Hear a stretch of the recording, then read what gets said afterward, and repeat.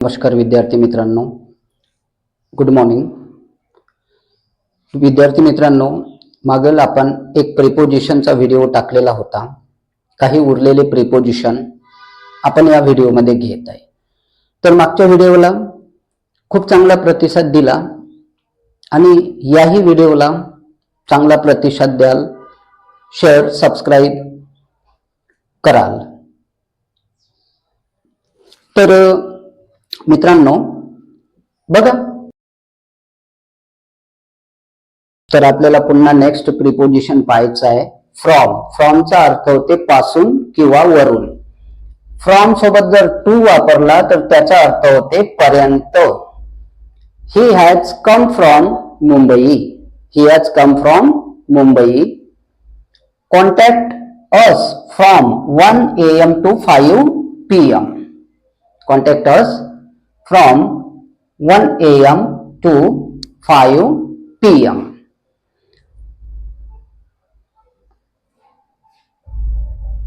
Contact us from 1 PM to 5 PM।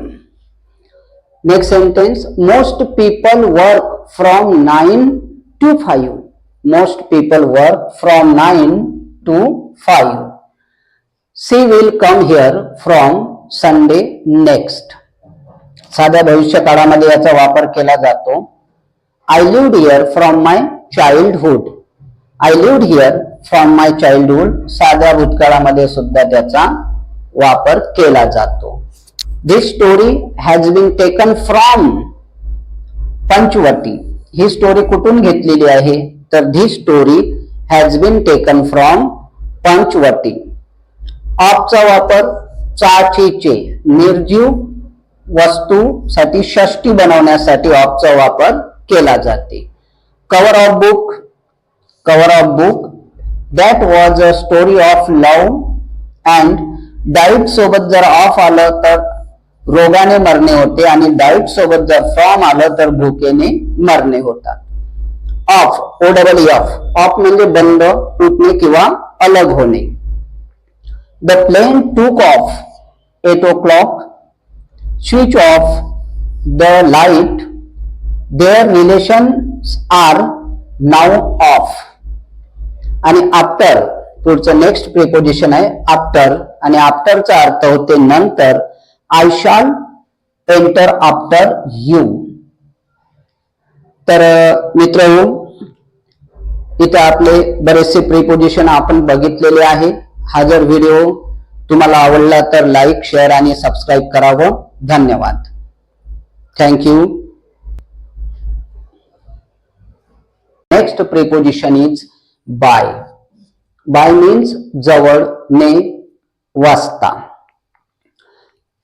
Sit by me means जवळ, माझ्या जवळ बस। They went by train. तर बायचा उपयोग येथे साधन दाखविण्यासाठी सुद्धा केला जातो। They went by train। Next, would you come by 6 o'clock? पर्यंत, तुम्ही 6 वाजेपर्यंत येणार का? बायचा उपयोग इथे पर्यंत साठी सुद्धा केला जातो। जर I can travel to Goa by bus मोठं साधन दाखवायचं असेल तर आपल्याला बायचा उपयोग करावा लागेल आणि छोटं साधन जर असेल तर आपल्याला विथचा वापर करावा लागेल। Next sentence, Maharashtra express will arrive here by 11 o'clock। He travelled by night. बायचा उपयोग इथं दरम्यान म्हणून झालेला आहे, इथं जवळपास म्हणून झालेला आहे, इथे पर्यंत म्हणून झालेला आहे आणि इथे पर्यंत म्हणून झालेला आहे, तर इथे जवळ म्हणून झालेला आहे। म्हणजे बायचा उपयोग प्रत्येक सेंटेन्स मध्ये आपण वेगवेगळ्या प्रकारे वापरलेला आहे। आता बायचा उपयोग हा पॅसिव्ह वॉइस मध्ये केला जाते, कडून यासाठी, द्वारा किंवा कडून। तर बघा, this letter is written by him. This letter is written by him। म्हणजेच हे पत्र त्याच्याकडून किंवा त्याच्याद्वारे लिहिले गेले, त्या जाते, हे पत्र त्याच्याकडून लिहिल्या जाते. This letter is written by him. I posted this letter by hands. तरीका दाखवण्यासाठी केल्या जाते. By hand, by post, by speed post, by cheque, या टाईप. आता पुढील प्रिपोजिशन आहे आपलं विथ. विथचा अर्थ होते सोबत किंवा बरोबर. She went to Goa with her father. She went to Goa with her father and I cut a mango with knife. with चा उपयोग इथं साधन म्हणून केल्या जाते, छोट साधन. with all his wealth, with all his wealth he is unhappy. तर with all his wealth याचा अर्थ एवढे असून सुद्धा he is unhappy. Your eyes are red with tear. तर इथे कारण दाखवण्यासाठी केला जातो. A girl with big blue eyes. तर इथे गुण दाखवण्यासाठी केलेला आहे. तर with चा उपयोग बऱ्याच गोष्टीसाठी केलेला आहे. इथं with चा उपयोग सोबत किंवा बरोबर यासाठी केलेला आहे. तर I cut a mango with knife इथे छोट साधन दाखवण्यासाठी केलेलं आहे. With all his wealth he is unhappy. Your eyes are red with tear इथं कारण दाखवण्यासाठी केलेलं आहे. मित्र, पुढचं नेक्स्ट प्रिपोजिशन आहे टू. टू चा अर्थ होते ला किंवा कडे. He went to Pune. तो पुण्याला गेलेला आहे. I study hard to get success म्हणजेच उद्देश दाखवलेला आहे. इट इज 9:45 म्हणजेच इट इज 9:45 इथे कमी या अर्थानं केलेला आहे. आणि he was junior to all his friends. इथं टू चा उपयोग तुलना करण्यासाठी सुद्धा केलेला आहे. आपण दिलेल्या सेंटेन्स मध्ये प्रिपोजिशनचा वापर वेगवेगळ्या अर्थाने केलेला आहे आणि असाच वापर आपल्याला करता यावा यासाठी एक एक सेंटेन्स समजावून घ्यावे.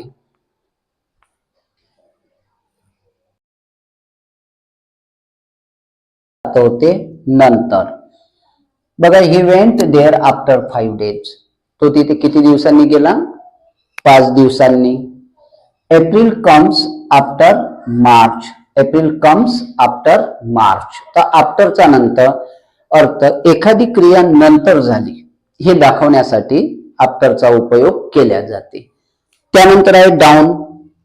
आता डाऊनचा अर्थ होते खाली, उतरण, गिरावट. The sun has gone down. The sun has gone down. Jump down carefully. Jump down carefully. आणि थर्ड वर आहे sit down. आता मित्रांनो, डाऊन म्हणजे खाली. बऱ्याच वेळा आपण डाऊनचा उपयोग खाली या अर्थाने करत असतो. अलॉंग. अलॉंग म्हणजे बाजूने आणि अलॉंग विथ म्हणजे सोबत किंवा बरोबर. He was walking along the road. He was walking along the road. तो रोडच्या बाजूने चालत होता. She went USA along with her father. She went USA along with her father. Then third during. ड्युरिंगचा अर्थ होते च्या दरम्यान. The sun gives us light during the day. The sun gives us light during the day. And second sentence, the people suffer hardship during the war. The people suffer hardship during the war. Against च्या विरुद्ध. One should not go against the rule. मित्र, पुढचं preposition आहे against. अगेन्स्टचा अर्थ होते च्या विरुद्ध. One should not go against the rule. one should not go against the rule. It is difficult to pedal the cycle against the wind. It is difficult to pedal the cycle against the wind. About च्या बद्दल, जवळपास आणि चार सभोवताल या अर्थाने केलेला जातो. Do you know about these incidents? Do you know about these incidents? Second sentence, it is about 8 o'clock. जवळपास 8 वाजत आलेले असेल. The books laid about the office. Books laid about the office.